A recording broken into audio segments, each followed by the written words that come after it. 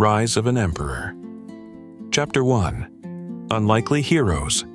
The city of Freehaven was a ghost of its former glory, a once prosperous port now reduced to ruin by 6 relentless years of war with the neighboring kingdom of Corinthia. Crumbling walls displayed faded propaganda posters, empty promises peeling away under wind and rain. Abandoned market stalls sagged beneath rot, their goods long since vanished, leaving only scraps and shadows. Faces that passed were gaunt, hollow eyes staring vacantly ahead, reflecting hunger and despair. The hunger was one thing, but it was the lawlessness that drove most to flee. Freehaven had become a carcass picked clean by desperate hands. What little food remained was hoarded by gangs or sold at ruinous prices in back alleys. Merchant caravans no longer dared enter the city.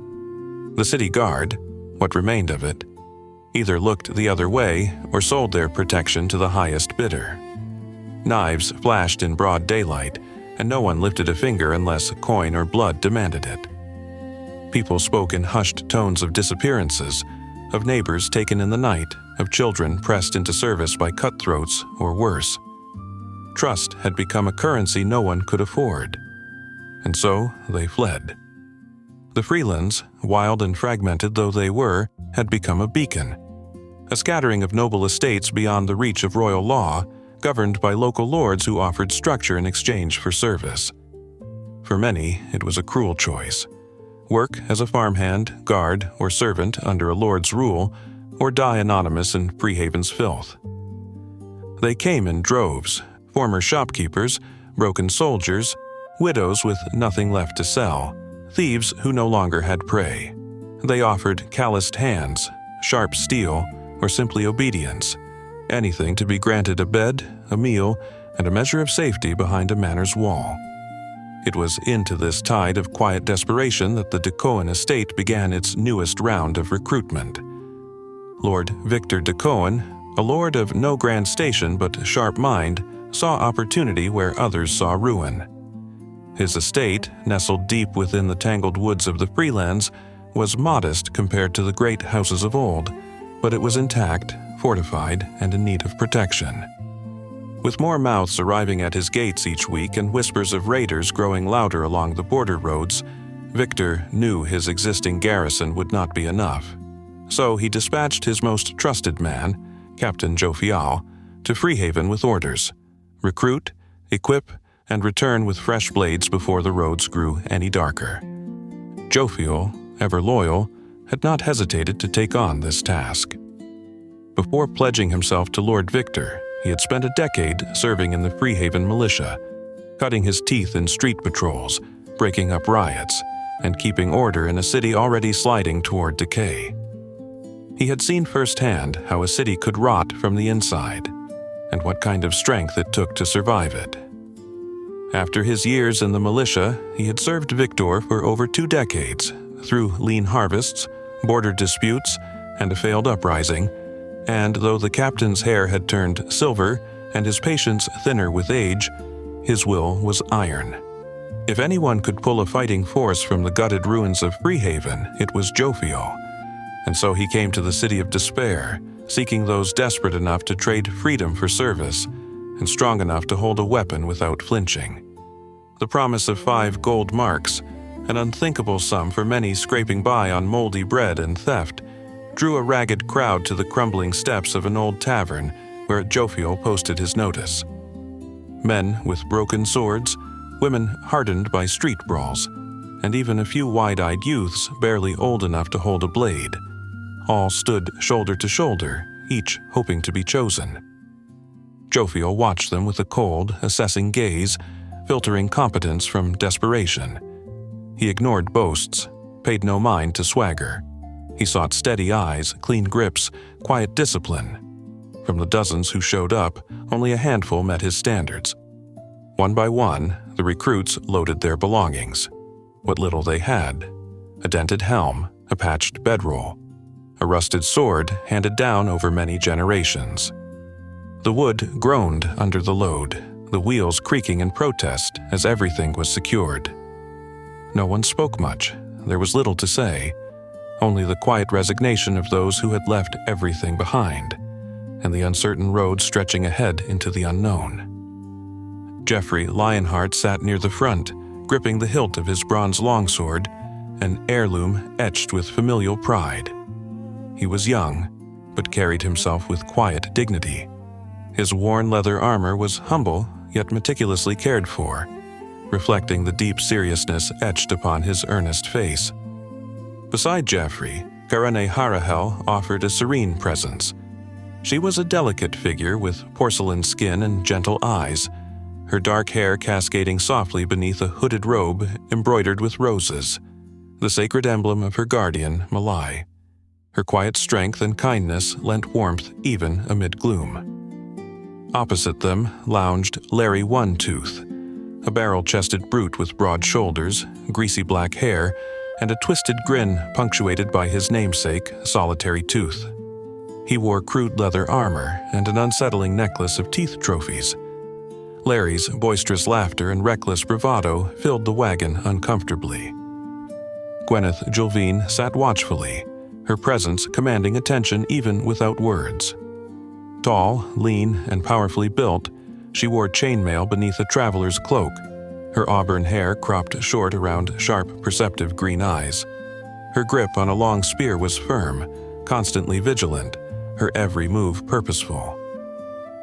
In the shadows of the wagon, Jonathan Swiftstrike observed everything. He was lean, wiry, his features sharp beneath the hood of a tattered green cloak.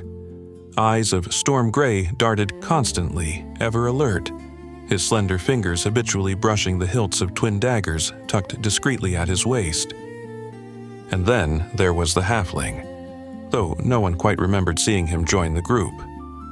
Tucked behind a stack of gear near the rear of the wagon, he emerged only after the wheels had begun to turn, brushing flour from his tunic and cradling a well-worn skillet like a sacred relic. Round of belly and bright of eye, the halfling blinked up at the others with cheerful nonchalance, as though sneaking aboard was the most natural thing in the world. "Name's Dilko Brightberry," he declared, beaming. "Chef of no small renown. I once fed an entire garrison on turnips and goose bones." Before anyone could object, he added quickly, "I don't need gold. Just a pantry, a fire, and maybe a roof that doesn't leak too much." Jophial had turned to stare at him, expression unreadable, his blue eyes narrowing just slightly. There was a long pause. Then he gave the smallest of nods. "Stay out of the way and earn your keep."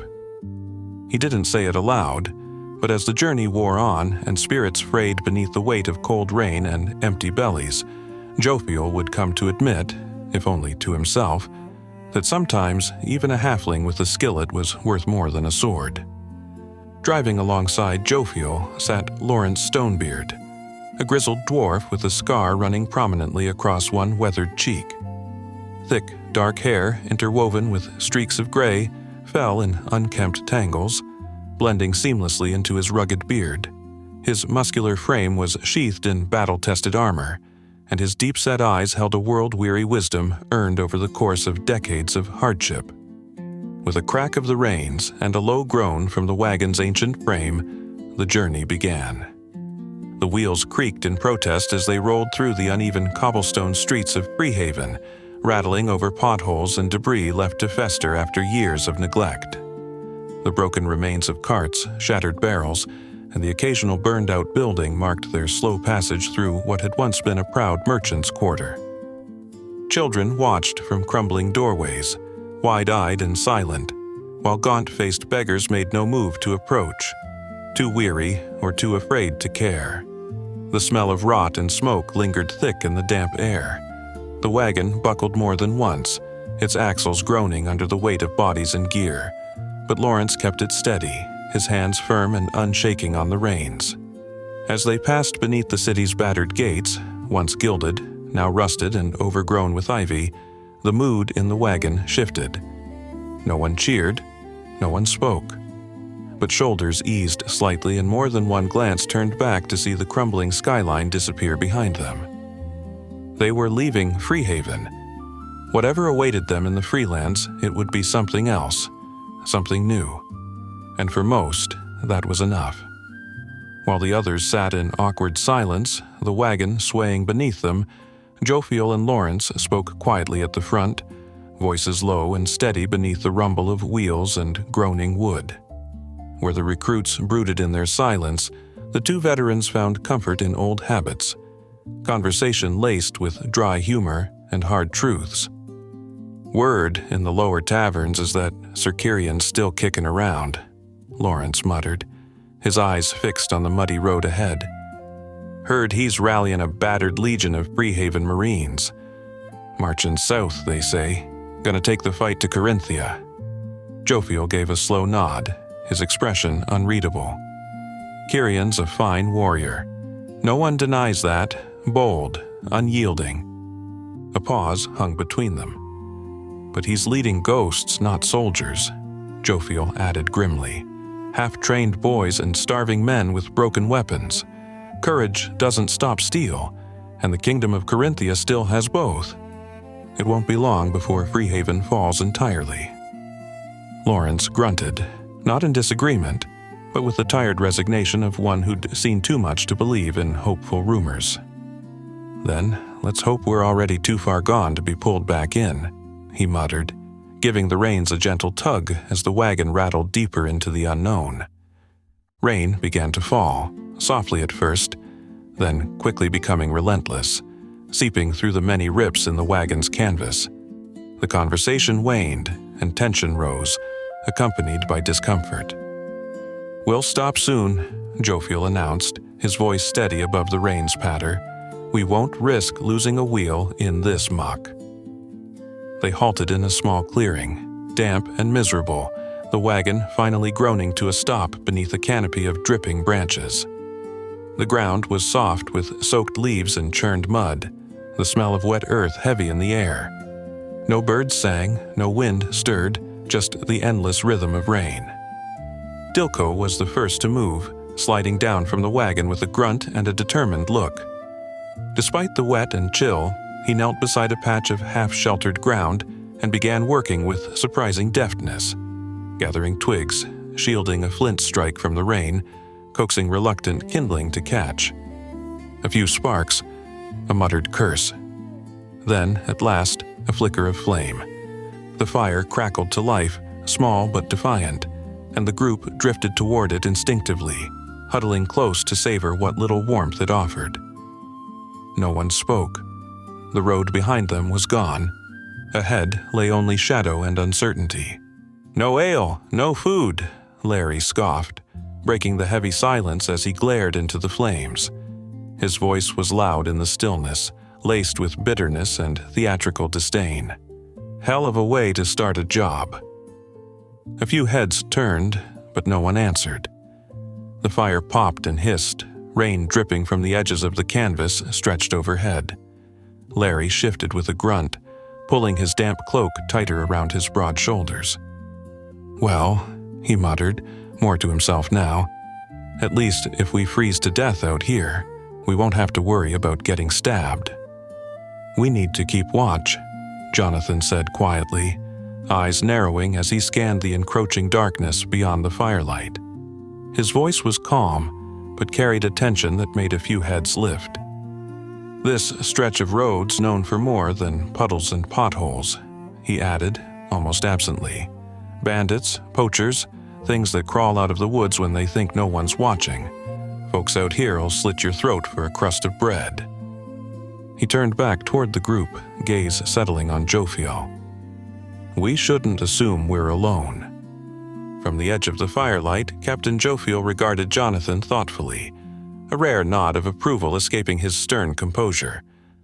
"At least one of you has your wits about you," he remarked evenly. Larry let out a low chuckle from his place near the fire as he jabbed at the flames with a stick. "If they're looking to slit our throats for a meal," he drawled, "they're in for a sore disappointment."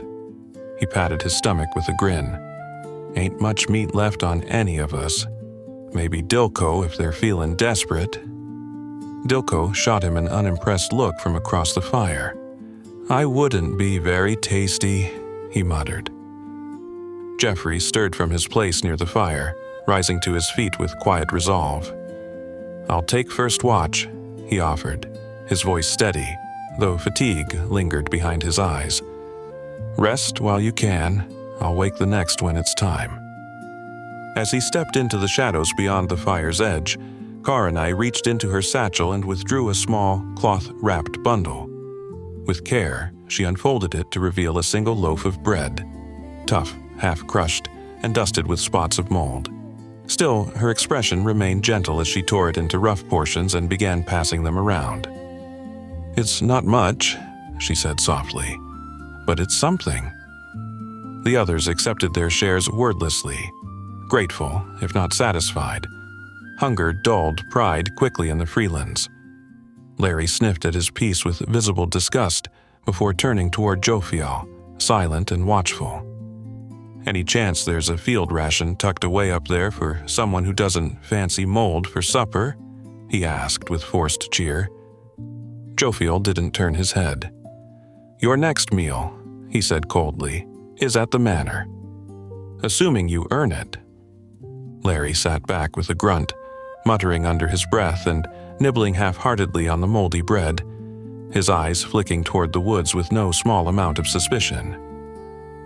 Dilko perked up as Jeffrey disappeared into the tree line to begin his watch, the firelight flickering across his round, eager face. "I'll take second watch," he boldly declared, straightening his back and brushing crumbs from his lap. "Wouldn't feel right dozing off without doing my part."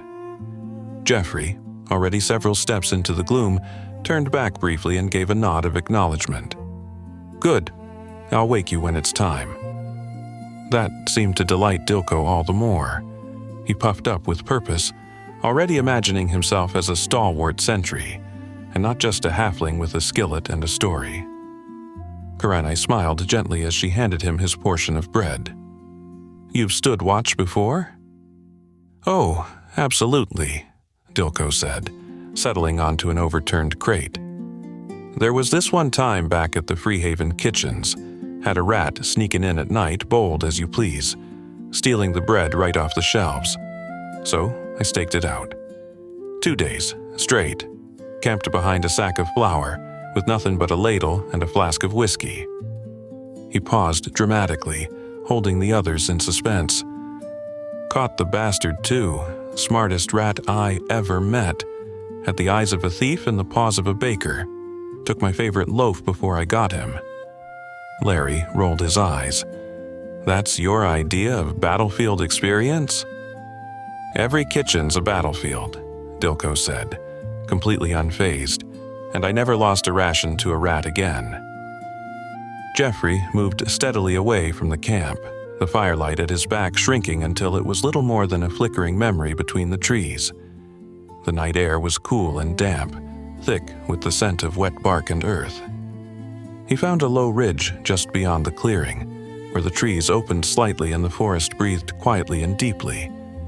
He stood there in silence, his hand resting lightly on the hilt of his longsword. For a long moment he listened to the rain dripping from the canopy, to the occasional crack of a distant branch, to the soft, living hum of the wild. But his thoughts refused to be still. A failed paladin. The words settled like lead in his chest, heavy and unwelcome. He clenched his jaw and looked to the dark sky as though it might offer some answer. But there was no warmth, no whisper of his guardian's presence, only silence. He missed Light's refuge, its stone halls, the morning chants echoing through stained glass, the camaraderie of the other acolytes. They had once felt like brothers, purposeful, pure. Now they were a world away, and his real brothers. Jeffrey's fists tightened. His father's stern face rose in his memory, flanked by the proud smirks of his younger brother, draped in the family crest, golden lions gleaming on his polished armor, a paladin of Sisha. And him? Cast out with barely a word, and not even given the dignity of a formal dismissal, just silence. As though his failures had shamed them too deeply to speak of. They acted as if he'd never belonged in the first place. The anger rose in his chest, hot and hollow. He wanted to scream, to strike something, to prove them all wrong. But no fire came. No divine strength surged to meet his rage. Just the cold, steady drip of rain on his shoulders and the emptiness of a night that refused to offer comfort. Several hours passed in silence. The forest remained still, cloaked in mist and quiet, save for the soft patter of rain through the leaves and the occasional distant call of some unseen creature. Geoffrey remained at his post, unmoving and vigilant, though the weight in his chest had only grown heavier with time. Eventually, the fire back at camp had faded to glowing embers. It was time. Geoffrey turned and made his way back toward the clearing, the outlines of his sleeping companions just visible in the low firelight.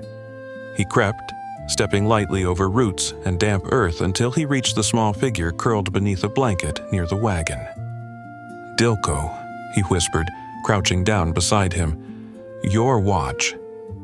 The halfling stirred, blinking blearily before sitting up with a start. "Right, watch, I'm up." Geoffrey offered a faint nod, not unkind, and helped him to his feet. "Keep your eyes sharp," he said quietly, already turning back toward his bedroll. Dilko grinned and gave a mock salute. "I've got it covered. No rats or raiders getting past me." As Geoffrey stretched out on the cold ground and closed his eyes, Dilko padded over to the fire. The embers had dulled to a faint red glow, barely enough to keep the damp at bay. With practiced hands, he added a few bits of dry kindling from the bundle tucked near his gear and coaxed the flame back to life. It flickered tentatively, then caught, casting a faint golden halo that reached just far enough to push back the edge of darkness. Satisfied, Dilko settled onto a crate beside the fire, skillet across his lap, eyes scanning the shadows beyond the clearing. Deep in the night, Jonathan's eyes snapped open. It wasn't instinct this time, it was sound, subtle but distinct. The soft clink of metal, the dull thud of something shifting in the wagon. Not the wind, not a branch falling. Intentional. He remained still for a heartbeat, letting his ears do the work. There it was again. A rustle, the quiet scuff of boots on wood. Slowly, he turned his head toward the campfire. The flames had dwindled to low, pulsing embers, casting little more than a soft orange glow. There, slumped over on the crate with his arms crossed and chin tucked to his chest, was Dilko, fast asleep, skillet resting forgotten in his lap. Jonathan's expression didn't change. He pushed himself up silently, every motion precise and measured, and slipped into the shadows like a ghost. Whatever was rummaging in the wagon hadn't noticed him yet, and that was a mistake they were about to regret. Jonathan moved like water through reeds, fluid, silent, unseen. He hugged the tree line, boots finding firm purchase in the damp earth, eyes locked on the shadowy figure now easing down from the wagon bed. The intruder was young, wiry, and moved with the furtive hunger of someone used to taking what wasn't theirs. His gaze swept over the sleeping forms near the dying fire, lingering on the scattered gear and half-open packs. His hand drifted to a pouch hanging from Geoffrey's belt. Another step, and he'd be within reach. But he never got the chance. Jonathan flanked him with surgical precision, circling behind with practiced ease, his blade already drawn but low, the edge catching just the faintest glint from the coals. Another step from the bandit, and Jonathan struck, swiftly, silently, pressing the dagger against the base of the intruder's spine. "Move," he hissed, voice a whisper of steel and threat, "and you die." Panic surged through the bandit as the cold press of steel bit into his back. With a choked gasp, he twisted violently, lurching forward in a desperate bid to escape the dagger at his spine. Jonathan struck out to catch him, but the bandit slipped just beyond reach, stumbling into the center of the clearing. His foot caught on a tree root and he nearly fell, but he managed to stay upright, just long enough to raise 2 fingers to his lips and let out a sharp, shrill whistle that cut through the night like a blade. The sound echoed across the camp. From the tree line, figures burst forth, dark shapes with glinting weapons and ragged cloaks, eyes wild with the promise of plunder. Chaos erupted instantly, cries of alarm and the clash of steel rising as the ambush swept toward the sleeping camp. "To arms!" Jonathan shouted urgently, his voice slicing through the darkness as he grappled fiercely with the bandit. The cry immediately shattered the night's quiet, sending Jophial springing instantly to his feet, sword already in hand, eyes snapping open and assessing the danger in a heartbeat. "Bandits!" Jophial barked sharply, confirming the threat and rousing the others. Beside him, Lawrence surged upright, axe poised with practiced readiness, the seasoned warriors advancing swiftly toward Jonathan, ready to engage. The rest of the camp scrambled to awaken, caught momentarily off guard as chaos closed in around them.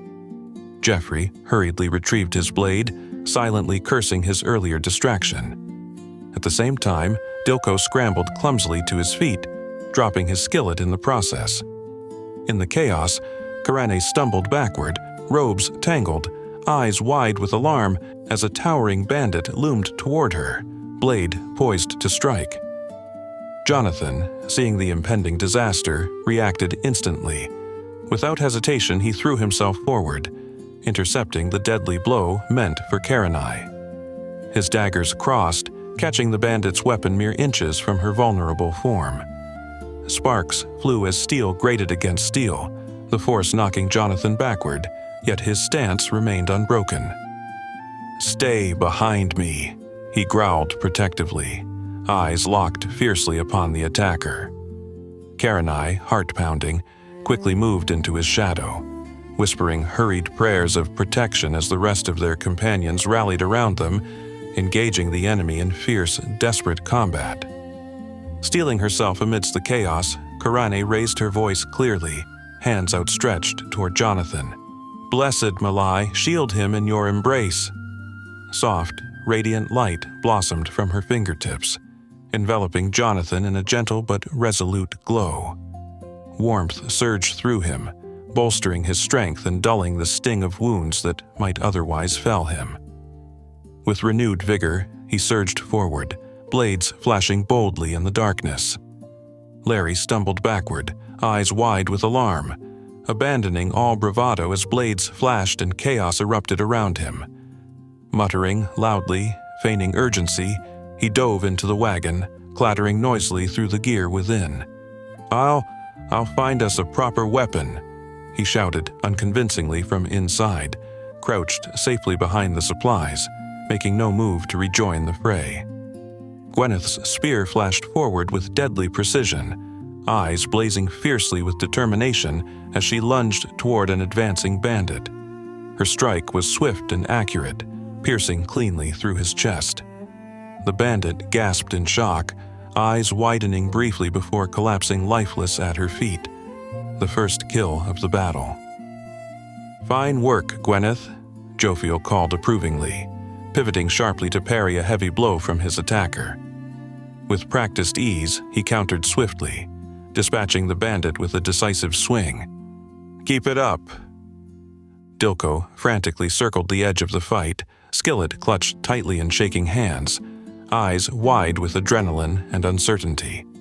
Spotting Geoffrey struggling under the relentless assault of a particularly aggressive bandit, Dilko swallowed hard and rushed forward with reckless courage. He swung the skillet upward, striking the bandit solidly across the back of his leg with a resounding clang. The sudden blow sent the enemy stumbling forward, momentarily distracted. Seizing the opportunity, Geoffrey swiftly thrust his blade, piercing deep. The bandit fell heavily, lifeless upon the damp ground. Geoffrey quickly glanced toward Dilko, breathing heavily but offering an appreciative nod. "You have my thanks, friend." Dilko grinned nervously, skillet still raised in shaking hands. "Just glad to help?" Realizing their ambush had failed, the surviving bandits began shouting panicked orders as they scrambled to withdraw into the safety of the forest. Amidst the chaos of their retreat, Jonathan's sharp eyes spotted one straggler, a young bandit stumbling as he tried to flee. Reacting swiftly, Jonathan lunged forward, seizing the bandit firmly by the collar and pressing a dagger sharply against his throat. "Don't move," he hissed, voice cold and unwavering. The captive froze instantly, eyes wide with terror, as the rest of the attackers disappeared hastily into the darkness. Silence descended slowly upon the battered camp, punctuated only by heavy breaths and the distant echoes of retreating footsteps. Afterward, breathing heavily, Geoffrey surveyed the group. Everyone all right? Around him, the companions exchanged exhausted glances, each bearing minor wounds, shallow cuts and bruises earned in the chaos. Karanai quickly stepped forward, her calm presence bringing relief as she began softly murmuring prayers to Malai, tending to each injury in turn with gentle care.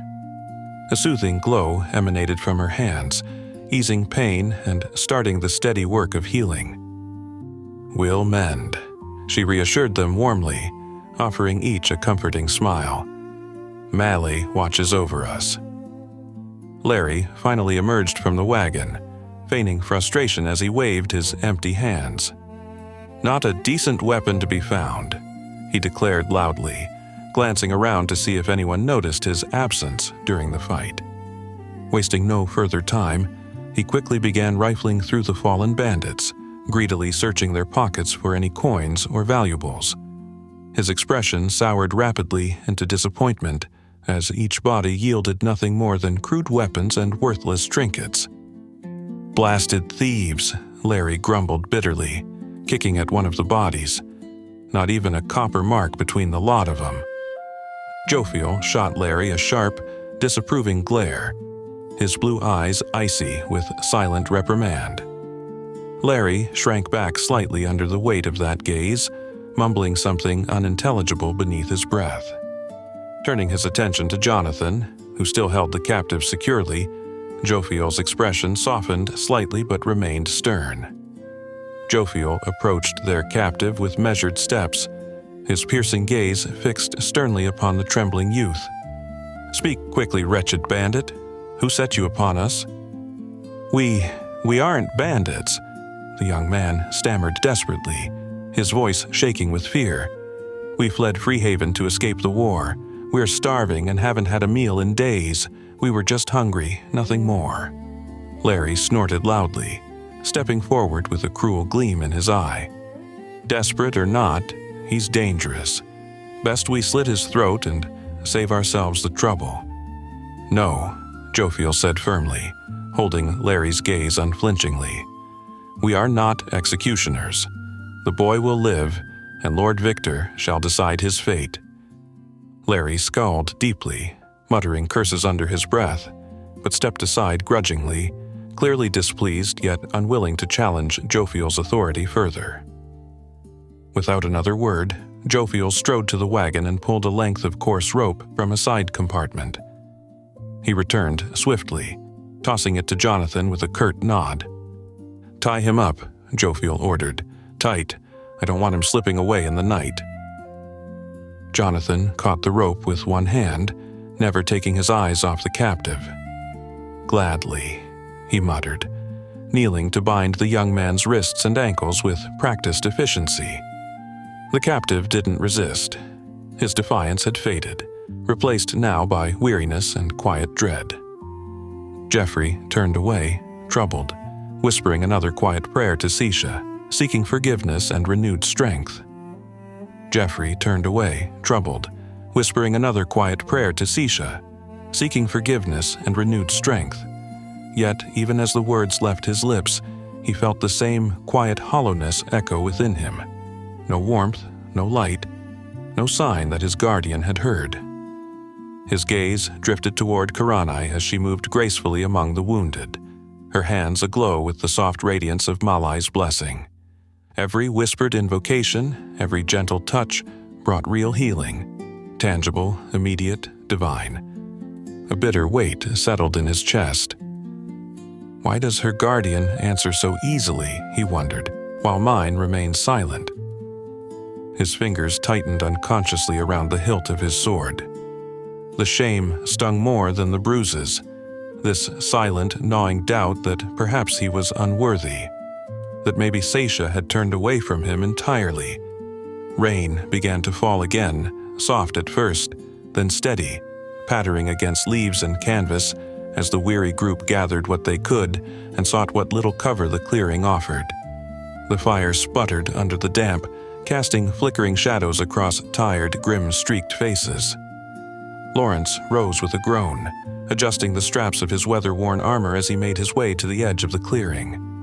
"I'll take the next watch," he grumbled, voice like gravel, not looking to be the next fool caught sleeping through an ambush.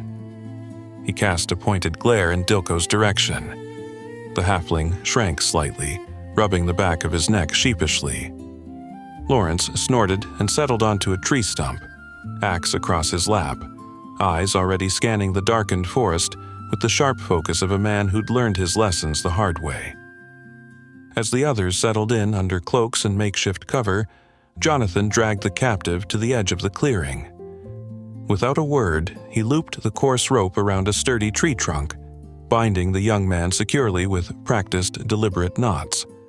The boy winced as bark scraped his back, but offered no resistance. He stared at the ground, soaked and shivering beneath the dripping branches. Jonathan gave the ropes a final tug, ensuring they were tight. "You move, you choke," he said coldly, locking eyes with the prisoner for a long, silent moment before turning back toward the flickering remnants of the fire.